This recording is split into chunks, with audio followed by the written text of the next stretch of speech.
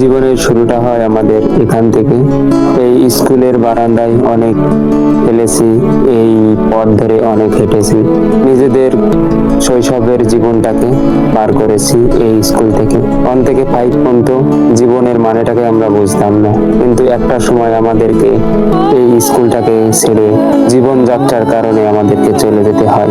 জীবনের সব থেকে সুন্দরতম অধ্যায় ছিল এই ছোটবেলা, যেখান থেকে আর কখনো ফেরা সম্ভব না। জীবনে অনেক হেসেছি, খেলেছি এই স্কুলের মাঠে।